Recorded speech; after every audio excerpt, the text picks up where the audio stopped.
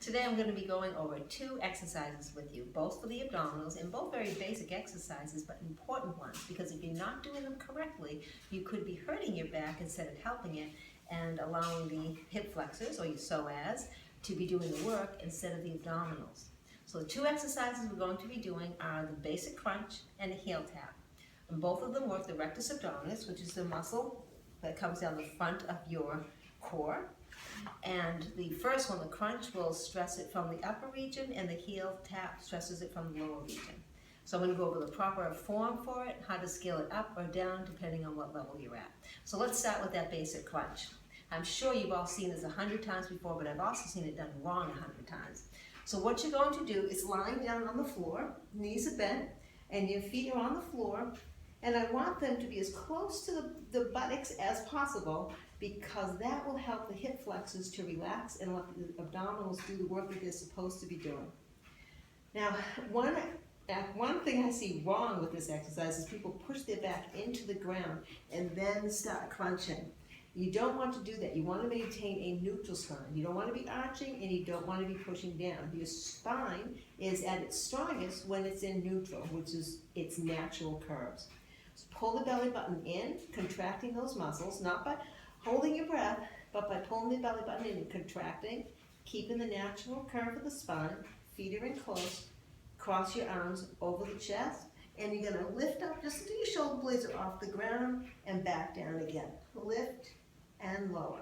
See, if your feet were out here and you were lifting up, you see my range of motion is going to increase because my hip flexors are doing some of that work.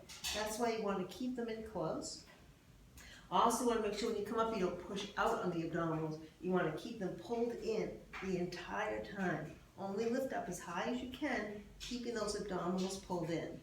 Now, if you want to increase the intensity on that, you can bring your hands behind your head.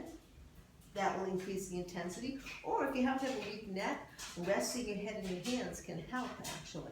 Another way to increase this will bring your arms all the way up overhead as you crunch up. Okay? The longer the lever, the harder it's going to be.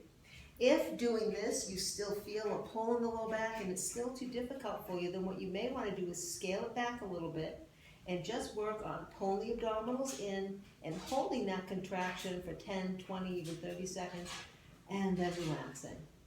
Pull in and hold, and then relax. And just keep on working on that until you can hold it contracted while you go through the range of motion. You might have bigger range of motion than I have. I actually hurt my back at one time and have a limited range of motion. So just do whatever is good for your body.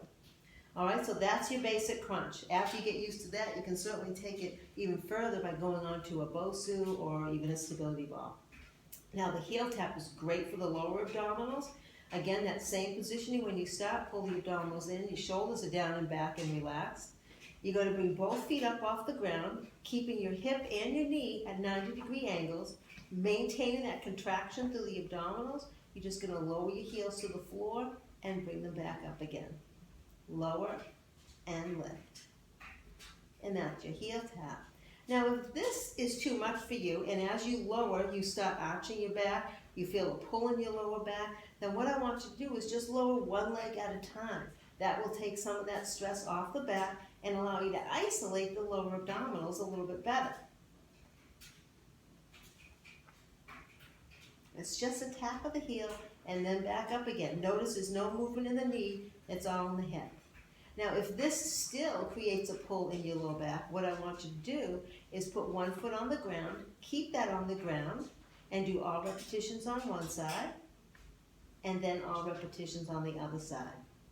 If this position is too easy for you, what you're going to do is you're going to gradually start opening the legs up. The more you open these legs up, there's less of a bend in the knee. The harder that's going to be, the more pull you're going to be feeling in the lower abdominals. And again, if you feel in the back, just scale it back again. Okay? Find what level is right for you.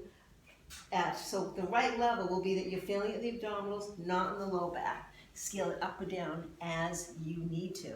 After you get used to those moves, and then you're really strengthening the abdominals instead of pulling on the back, then you can start doing more advanced moves. But make sure you get that foundation down first.